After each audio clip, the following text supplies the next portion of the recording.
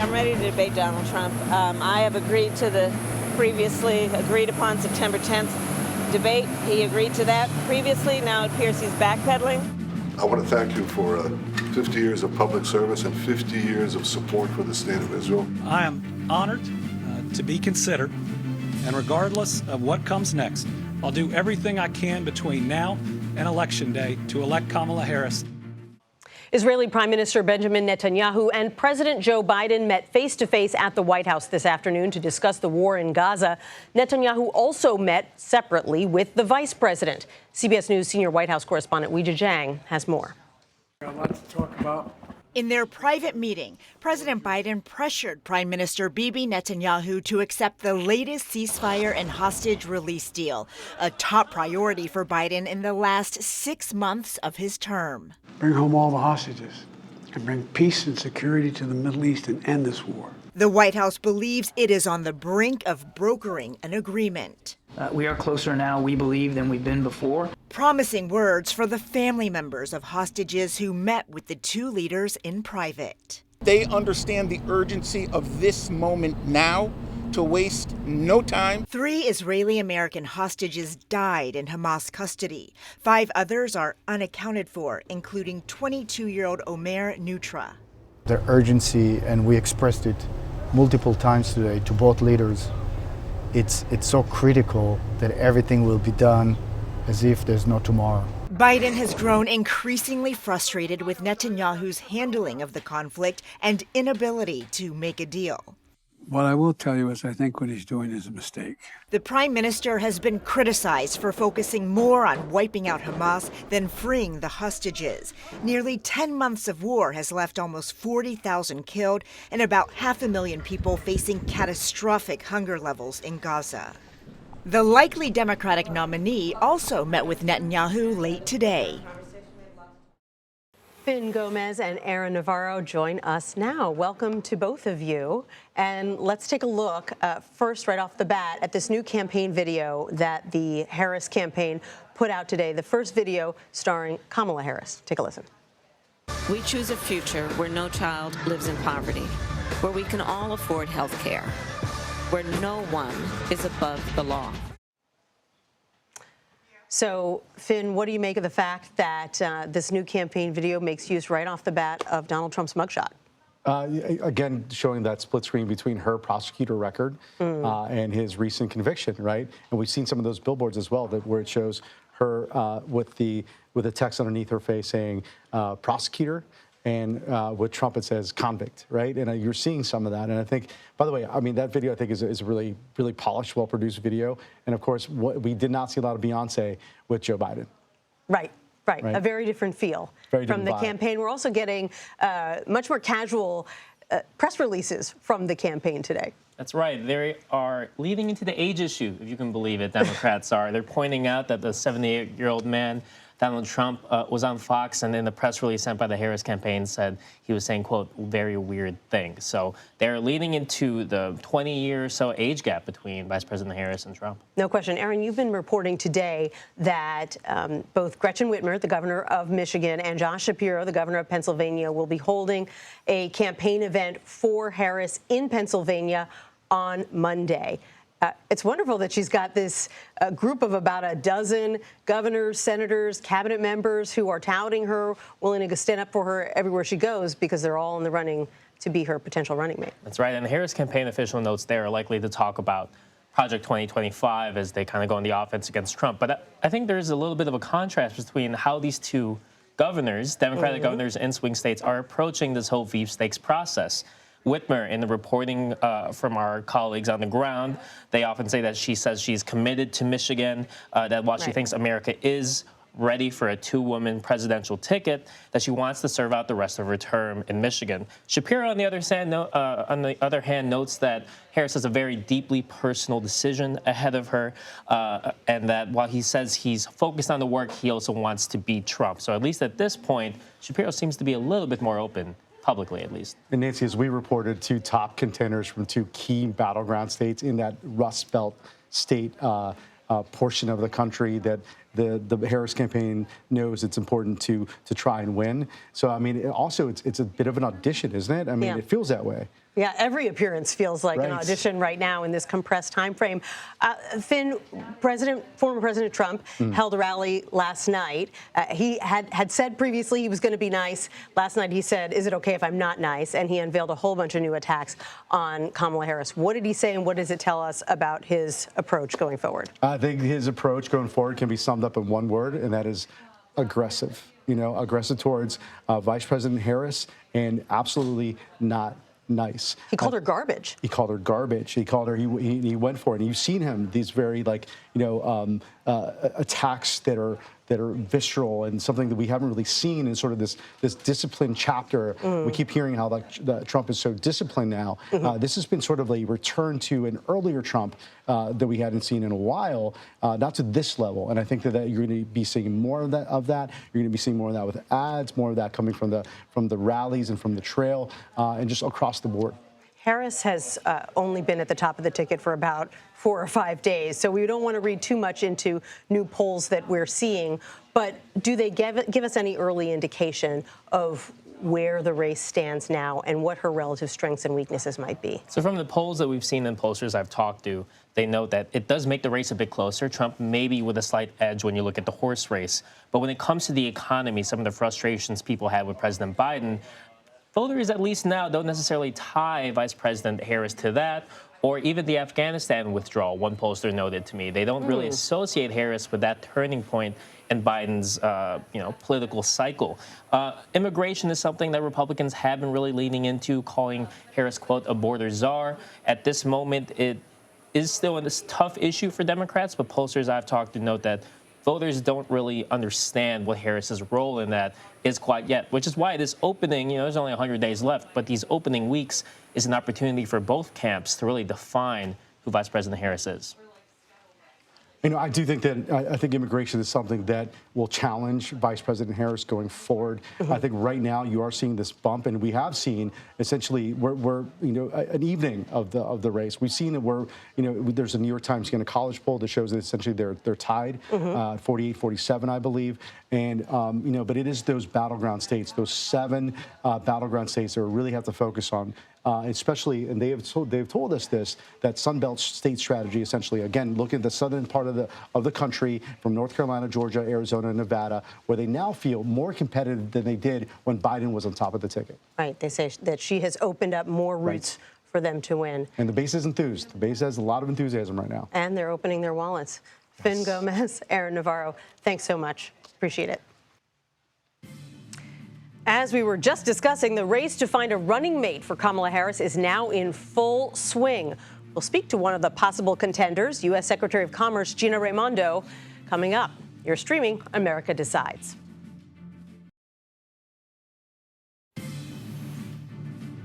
While Democrats are rallying behind Kamala Harris, Republicans are already attacking her both on the airwaves and on the campaign trail. Take a listen.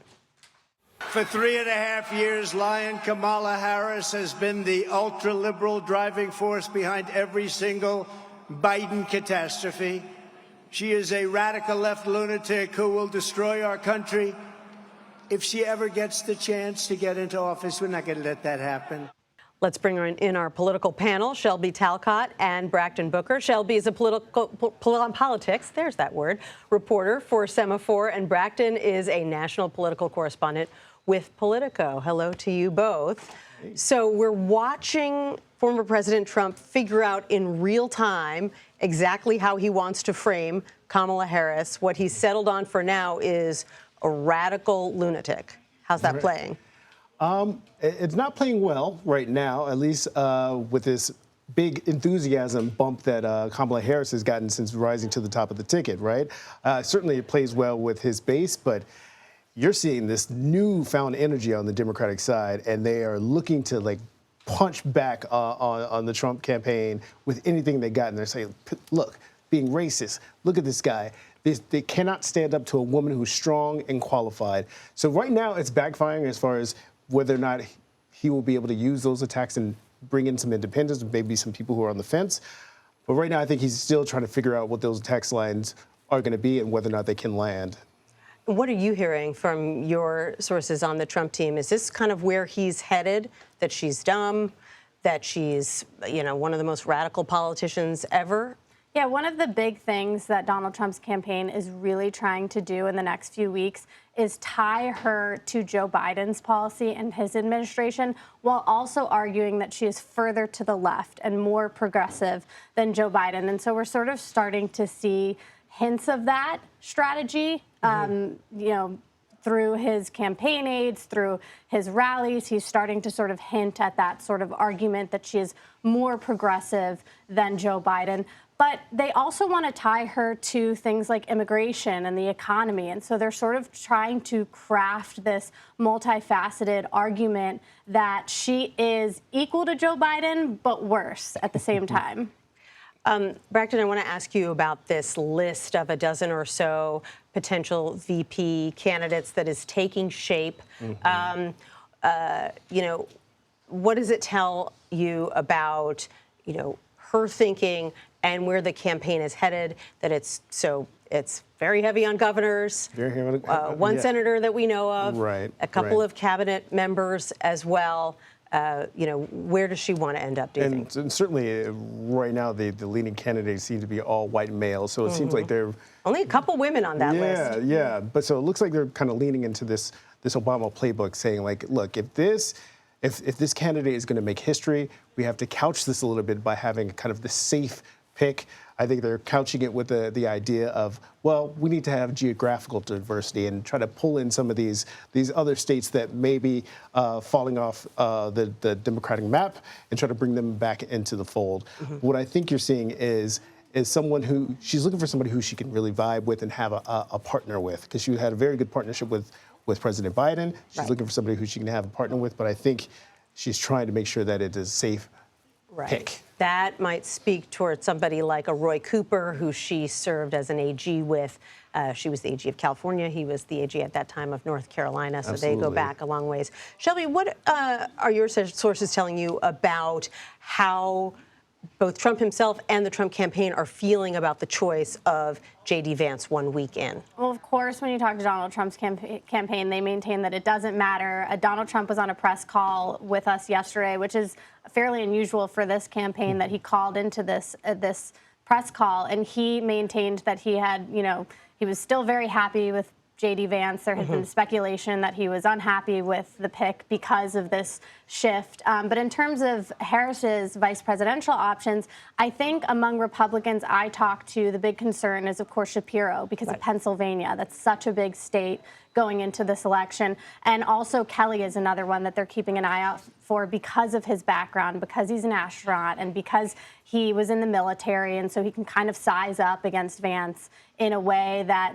they didn't think Harris would be able to originally. Yeah, I saw Chris LaCivita, one of the top officials on the Trump campaign, tweet out yesterday that the pick is Shapiro, which obviously there isn't a pick yet, so there's no way anyone could know that, and most certainly not the Trump campaign. Why did he do that? Well, I think, again, it's sort of getting ahead of the news, right? Unless he has some insider information that we don't know. I mean, really who knows? If he did, perhaps, but I don't know who she's going to pick.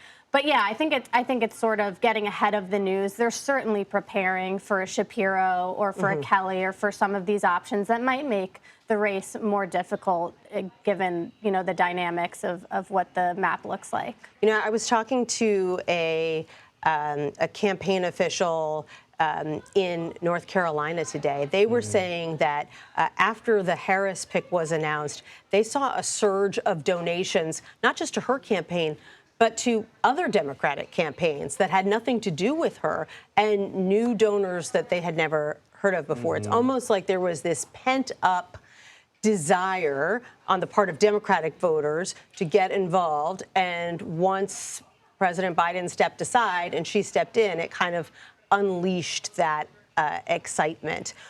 How does the Trump campaign counter that, particularly financially, now that the Biden campaign has seen this huge influx of cash? Yeah, Donald Trump's campaign has maintained, actually his pollster sent out a memo this week arguing that this is what they expected. They expected sort of this momentum because Democrats were just so relieved that Joe Biden finally wasn't on the ticket. And they're sort of arguing to people, just wait. of course, they're calling it the Harris honeymoon stage. And they're saying, let's see how everything looks several weeks from now. And so that's sort of been their argument is, of course, she's going to get all of this momentum. Democrats were so fed up with Joe Biden. He was not only hurting the presidential ticket, but he was hurting down ballot candidates. So wait and see is sort of their public posturing on this. Right. And, all that money is great, but you have to have a strategy for what you're going to do with it. And they are only 5 days into this entirely new world of the Harris campaign rather than the Biden campaign. What is the campaign doing to try to shift the operation and refocus it around Kamala Harris? Well, right now you're seeing the vice president kind of go and kind of shore up some of her own bases, right? You see her addressing the sorority Phi Sigma Beta, and she's also shoring up the teachers union. She was in Houston today, and her first stop was in Milwaukee, which is a critical city for Democrats if they're going to hold on to Wisconsin. That's where the majority of the black voters are located. So I think as the campaign goes on, you're going to see her start to branch out a little bit, maybe go to some more swing states and really try to pound the flesh of maybe some independent voters.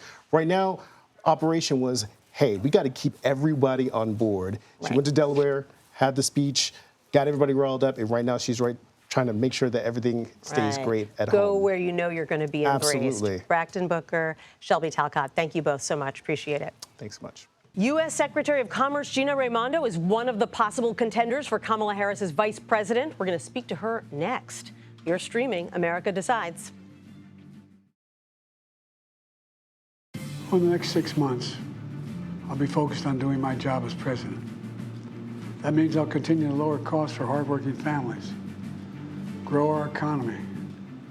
I'll keep defending our personal freedoms and our civil rights, from the right to vote to the right to choose.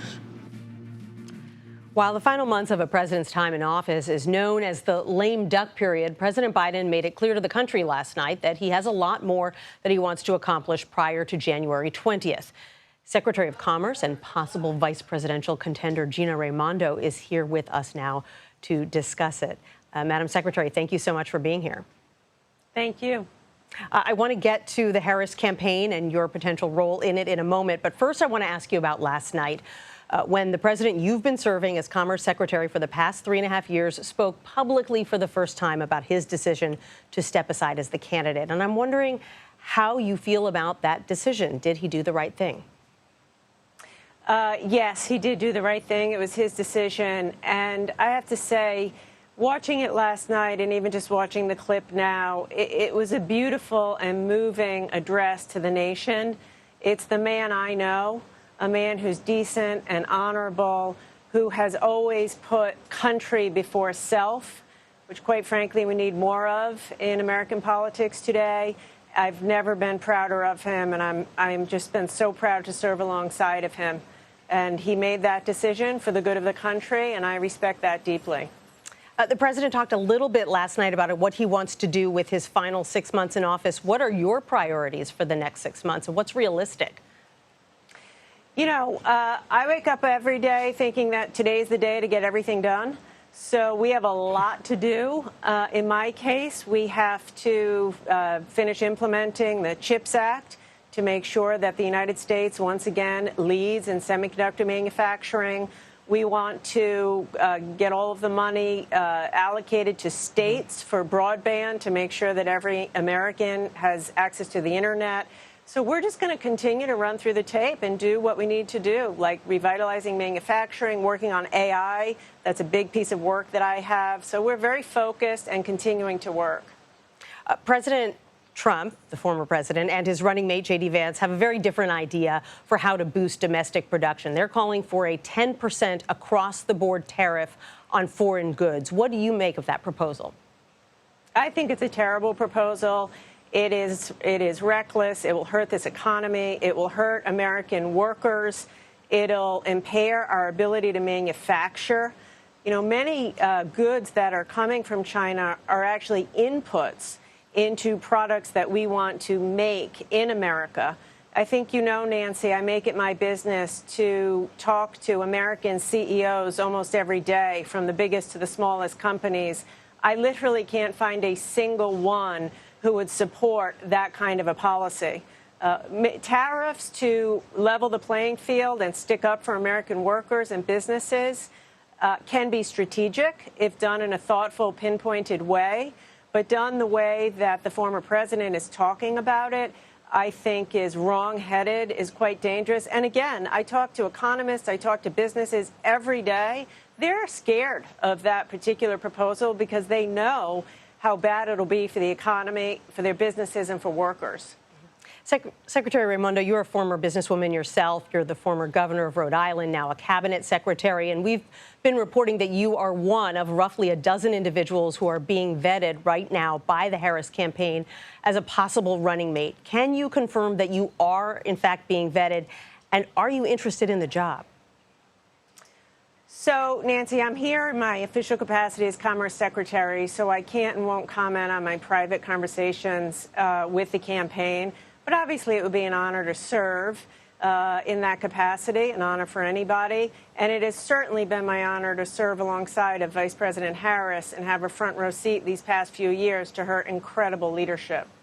I respect the fact that you can't go into a lot of depth. You are, though, one of only a couple of women on the list of candidates. The rest of them are men. This nation has never elected a woman president. Do you think voters, particularly male voters, are ready to see two women on the same ticket? Absolutely. Look, I think the American people are ready for the team that can lead, whoever that is, regardless of, gender or race or background. Look, as you just said, I've run a business. I've run a state for 2 terms. I now run a huge agency. I'm an executive. Any executive knows if you want to get the job done, you hire the right people in the right spots at the right time to get it done. And the American people are looking for action. They're yearning for leadership to solve their problems. And I think they'll get behind who they can trust to fight for them and to put their interests first and get the job done. President Trump has been trying out some new attack lines on Vice President Harris. Just today, he called her garbage. He said she's the most radical person who has ever held office. And he said that she's not very smart. You've worked with Vice President Harris quite a bit over the past 4 years. Would you care to respond to those descriptions? I think it's ridiculous. It is so ridiculous. And by the way, I don't see how childish name-calling like that is going to solve any problems. Look, I have worked with the vice president. I have worked with her on artificial intelligence. I have worked with her on broadband. I have worked with her on manufacturing. She is brilliant, in the weeds. She listens. She's a hard worker.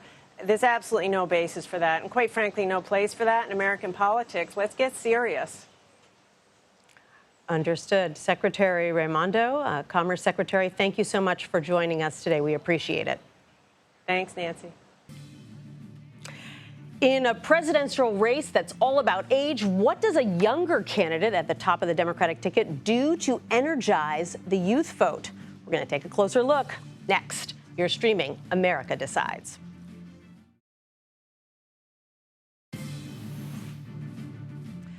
A new poll shows Vice President Kamala Harris is virtually tied with Donald Trump among likely voters and is significantly surpassing him among those under 30. According to a newly released New York Times Siena College poll, 48% of likely voters say they would currently vote for Trump in a head-to-head matchup with Harris, while 47% support the VP. Couldn't be any closer. Among likely voters just between the ages of 18 and 29, though, 59% support Harris, and 38% would cast their ballots for Trump. CBS News senior business and tech correspondent Jo Ling Kent is here with me in our Washington bureau to discuss. Hi, Jo Ling. Hi, Nancy. Good nice to see you.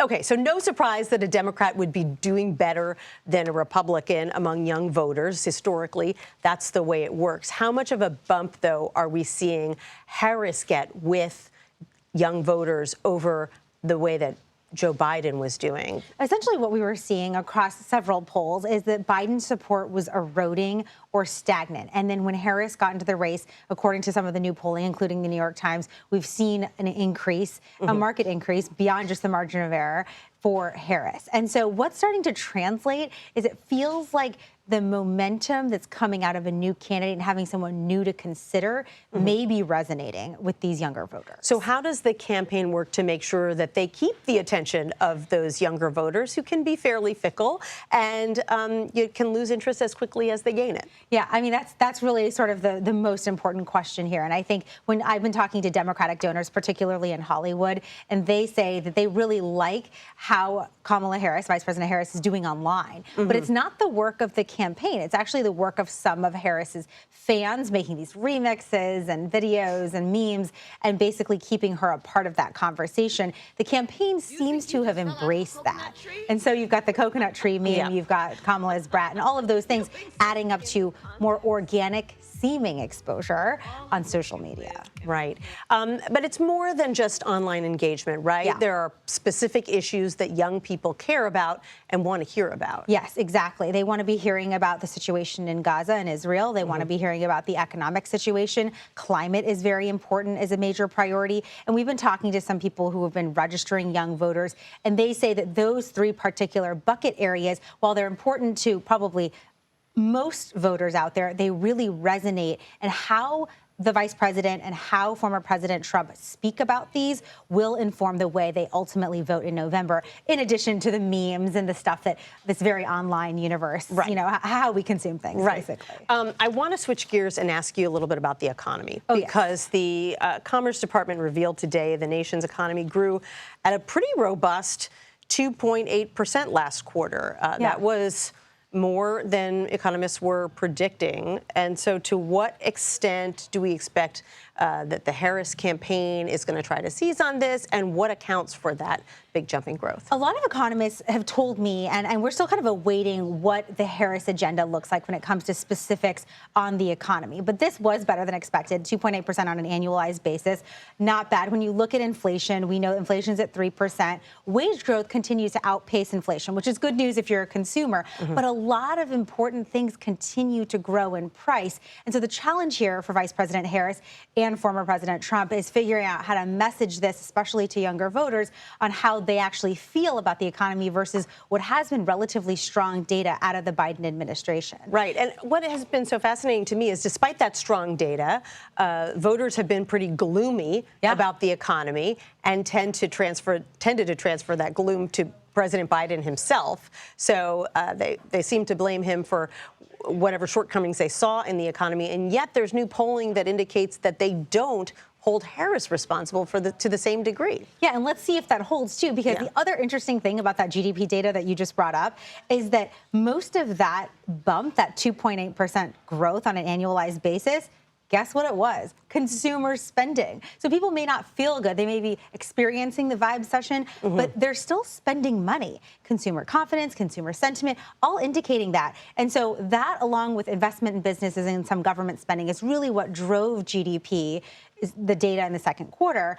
But it's interesting because so many of the people we've been interviewing in Michigan, Nevada, California, all across the country, people feel the same thing. They say, yeah, the data is strong, inflation is slowing down, but prices, of course, are not dropping. Right. And that really is the problem facing the Harris and her TBD VP pick. Right. And mortgage rates are still high. Exactly. And we're still waiting on that rate cut from Fed Chair Powell, expected to come September.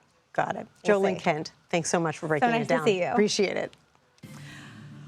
What does Kamala Harris need in a running mate? Well, we're going to talk with a Hillary Clinton campaign insider, campaign leader, really, about the search. You're streaming America Decides.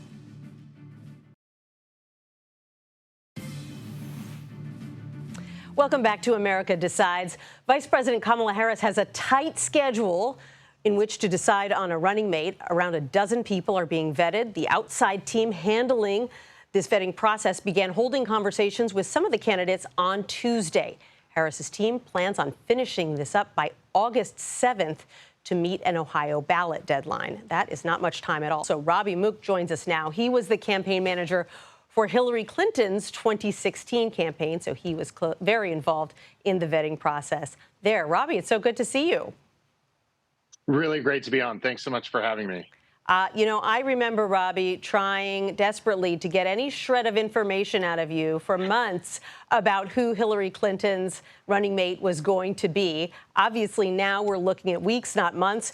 Explain how the vetting process normally works and how it's going to have to work in this case when the team has just 2 weeks to pick a running mate. Yeah, well, yes, normally you have months to do this. Now we're down to weeks. I would even argue days on this because I think that this team is trying to move faster on this.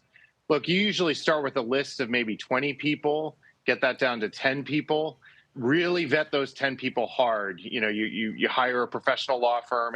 Eric Holder's firm has been retained again this time to do that. Winnow that down even more to, let's say, 3 or 4. And the thing that we had the opportunity to do on the Clinton campaign that I don't know how much time the Harris campaign is going to have to do is get these folks out on the trail, watch how they campaign, watch how they perform. We've seen a lot of the people being talked about on cable television, for example, but there's probably not as much time here to actually go campaign with the nominee in the way that you'd like to be able to do. When a campaign is thinking through possible running mates, how do you weigh picking someone who could help win you a key state, like Pennsylvania Governor Josh Shapiro, versus someone who maybe can help you tap into excitement in the party's base, like, say, a transportation secretary, Pete Buttigieg? How did you weigh those kinds of attributes when you ultimately, when Hillary Clinton ultimately settled on Tim Kaine, the senator from Virginia? Yeah, it's really a matrix on this, right? Certain people bring certain things. And so what attributes do you care about or think you need more? And every race and every campaign is very different. I think this campaign is special in a few ways. The first is this vice presidential nominee is coming out almost at the same time as the presidential nominee herself. And so I think this is going to be more of a team than would be normal. So that's number one. I think that makes this VP pick just a little bit more important than it might have been in other cycles.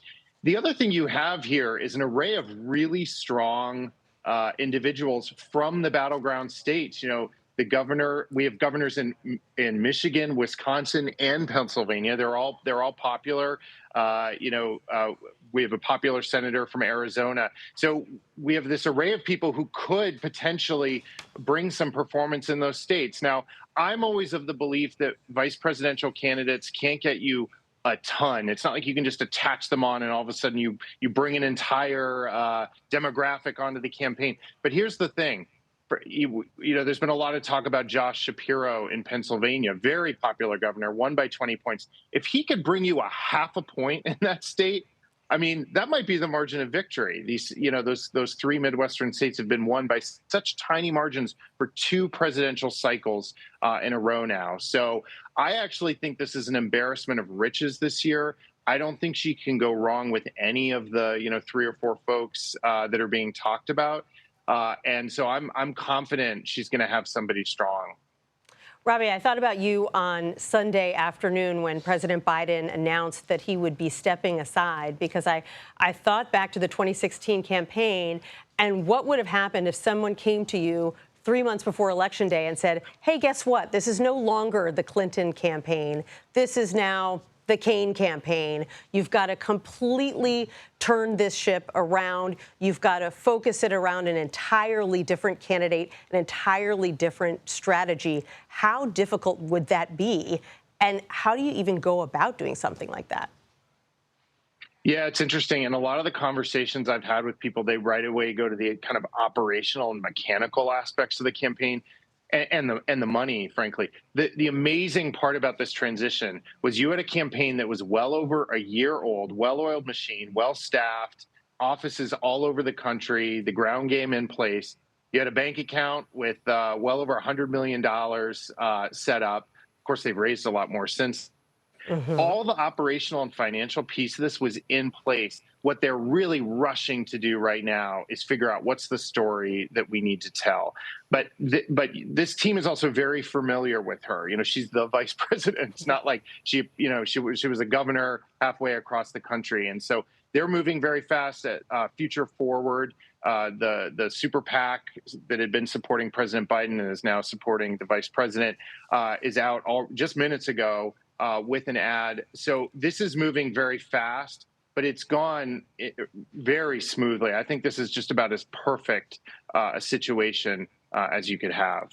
Do they need to bring, do you think, an individual or a few individuals in from the outside who can really capture the vice president's voice in the same way that they were really focused on capturing Joe Biden's voice until about 5 days ago?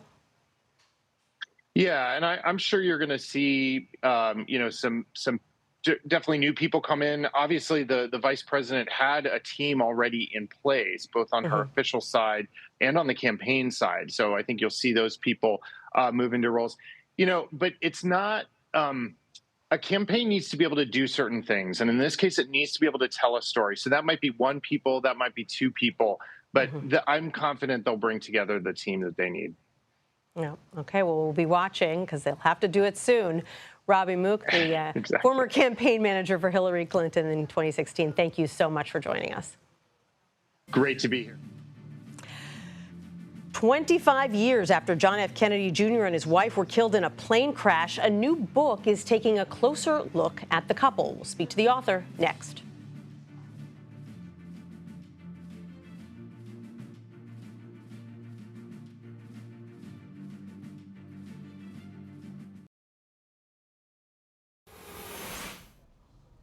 It's been 25 years since JFK Jr., his wife, and his sister-in-law were killed in a plane crash. And now a new book is sharing never-before-told stories and insights from his friends, lovers, teachers, and more. The co-author of this book joins us now. Rosemarie Terenzio previously served as John F. Kennedy Jr.'s executive assistant and his chief of staff. Rosemarie, it's so good to have you with us. This isn't the first book that you've written about John F. Kennedy Jr. Can you start off by telling us a little bit about your own history with him and what you remember about the day he died? Yeah, hi Nancy, thanks for having me. Yeah, my first book was Fairy Tale Interrupted, and I wrote a memoir about my time with him. I was his chief of staff, executive assistant, then chief of staff for 5 years, and I think what I remember most was that it was the greatest job I ever had in my life. And, it was exciting, it was fun, it was interesting. We launched George magazine in 1995, and that was just an amazing experience. And so what compelled you to write this new book about Kennedy now, and how did you go about putting it together? As you said, it's been 25 years since John passed away, and I think that in talking to people and, hearing about all of these memories and all of these stories from so many different people and just remembering all the different people he crossed paths with, it just felt like after 25 years, it was enough time had passed that it was time to sort of celebrate him instead of mourning him. And I really wanted him to be remembered. Yeah, and he is really still such a source of fascination for so many people. Was it difficult, though, for you to get in touch with so many people who intimately knew him all those years ago? It wasn't as hard as I thought it would be, but, because one person would lead you to the next person, and then there were people who had stayed in touch over the years. I mean, my co-author Liz McNeil and I went all the way back to his days at the White House, and some of those people I was in touch with over the years, and then through grade school and high school, and then all through college, the DA's office, and George magazine. It was a fascinating ride. I loved reconnecting with everyone. I loved hearing their stories. They had such beautiful memories, and it's really a tribute to John. It's like this book is like sitting in a living room with people who knew him and loved him, and just hearing their stories and sharing memories. And so what do you feel like you personally learned about him that you didn't know before? You already knew this man so well, but writing this book now, looking back at his life 25 years ago, what did you pick up that you think you may have missed before? I think that there was this sort of searching that he was doing, and I didn't realize it at the time. He never talked about his father. He never talked about his father's death. He would reference him here and there at George, but he didn't really talk about him a lot, and it was sort of little bit of a forbidden subject. Like, we didn't bring it up unless he did. And what I learned was that he was sort of on this quest to find this emotional connection to his father, because obviously he was so young when his father passed away, and there was a lot he didn't remember. So I think through the years of working for him, we really didn't see it as much, but in going back and telling these stories and sharing these memories, you see a through line throughout of him really searching for this emotional connection to his father. And he was always viewed as someone who might someday carry on his father's legacy. How do you believe that his death in that plane crash at the age of 38 reshaped the trajectory of American politics? Do you think he would have run for president someday? I think he definitely expressed interest in running for governor of New York, and I think he probably would have done that and then maybe gone on. I mean, I'm not clairvoyant, so I don't know, but I think he maybe would have gone on. I think one of the things that if he were still alive today, you know, I always say people behaved better when John was in the world, and I think that he was someone who had a very keen interest in learning about both sides and not dismissing people outright because he didn't agree with them. So I think that's something that I really miss and wish we had now. Yeah, well, he's definitely a unique figure in American history, and so interesting that you were able to go back and explore that relationship so many years later. Rosemary Terenzio, thanks so much for being with us. That does it for today. We'll be back with another edition of America Decides on Monday at 5 p.m. Eastern. The Daily Report with John Dickerson starts right now.